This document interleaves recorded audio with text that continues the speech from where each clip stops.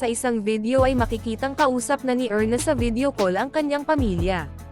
Hinayaan na muna ito ni Kuya Tutoy mag-usap, hindi siya sumabat kasi nag-usap ang mga ito gamit ang lingwahe ng kanilang tribo. Sa gitna ng pag-uusap ay biglang nag-loading ang connection ng pamilya ni Erna.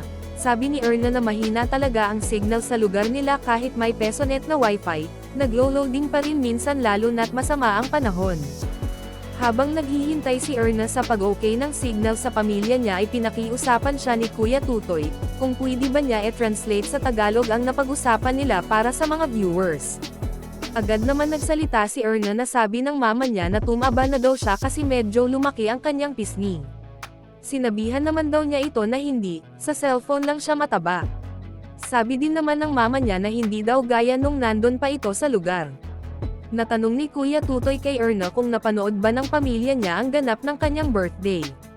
Sumagot naman si Erna na hindi pa niya natanong, dagdag ni Erna na tinanong daw niya ang mama niya na kung ano ang hinanda nito nung birthday niya. Tanong ni Kuya Tutoy kay Erna kung anong sabi ng mama niya. Sumagot naman si Erna na wala daw. Maririnig sa video na lumakas ang ulan at hindi na gaano maririnig ang mga sinabi ni Erna kaya inaya siya ni Kuya Tutoy na lumipat sila sa loob ng bahay. Nasa loob na nga sila ng bahay at nagpatuloy naman si Erna sa pagkwento ng pinag-usapan nila. Sabi ni Erna na anihan na ng palay ngayon sa kanila, kaya sabi niya sa kanyang mama na ang dami na siguro nitong pagkain kasi anihan na.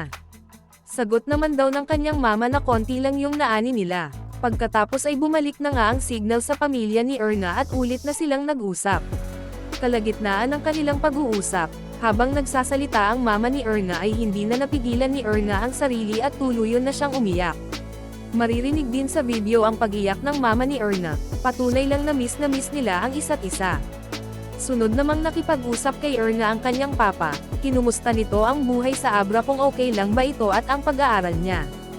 Tapos na ngang mag-usap ang pamilya at tinanong na ni Kuya Tutoy si Erna kung bakit ito napaluha at kung bakit umiyak ang nanay niya, ano ang napag-usapan nila, tungkol saan. Makikitang hindi agad makapagsalita si Erna kaya tinanong siya ni Kuya Tutoy kung personal ba. Sumagot naman si Erna na naiyak kasi siya, na-miss daw siya ng mga ito at ganon din naman siya. Tapos kanina dong umaga at hapon ay hindi mapakali ang mama niya. Tinanong siya ni Kuya Tutoy kung bakit. Sumagot naman si Erna na kasi namimiss daw siya nito, tapos kahapon lang ay umiyak din daw ito kasi may dumaan na airplane, alam daw nito na airplane ang sasakyan niya papunta sa Abra at pauwi sa kanila. Natanong naman ni Kuya Tutoy kay Erna kung 8 ba silang magkakapatid. Sumagot naman si Erna na opo. Dagdag tanong ni Kuya Tutoy na kung siya lang ba nahiwalay sa 8 nilang magkakapatid. Sumagot naman si Erna na opo, pero yung iba ay nag-aasawa na. Sabi ni Kuya Tutoy na nag-aasawa na pero nandun parents sa lugar nila. Sagot naman ni Erna na opo, meron ding iba na nandun sa ibang sitio. Dagdag ni Erna na malapit pa rin sa kanila, mga 1 oras lang ang biyahe at siya lang ang nasa malayo.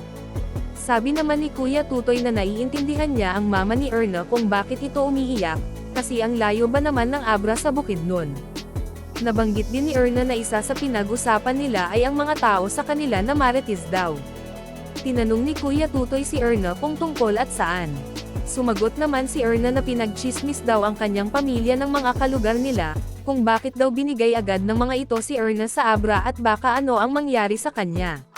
Sabi ni Kuya Tutoy na siguro naman mapanood nila sa YouTube.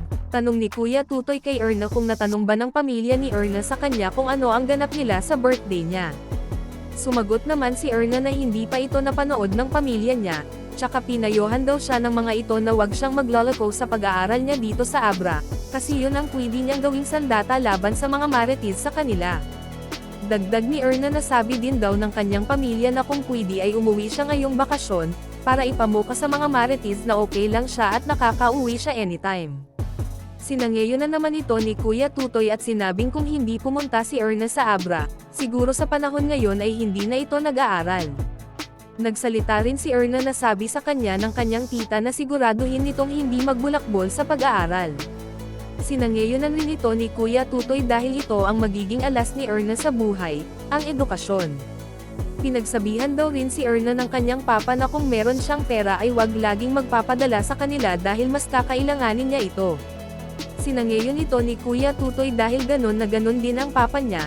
Sabi nito sa kanya noon na, mag-ipon ka para sa sarili mo, wag mo kaming isipin. Sabi ni Erna na grabe din yung papa niya kasi sabi daw nito sa kanya na wag kang iyak ng iyak dyan kasi maano yung pag-aaral mo, bahala na kami dito titiisin lang namin yung lungkot. Sabi naman ni Kuya Tutoy kay Erna kung baka sakali mapanood ng pamilya niya ang video, ano ang mensahe nito para sa kanila.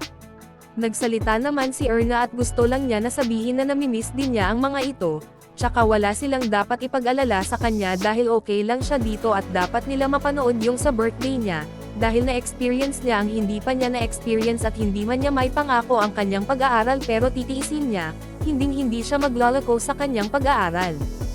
At para sa more summary video ng Pugong Biyahero, huwag kalimotang mag-like and subscribe.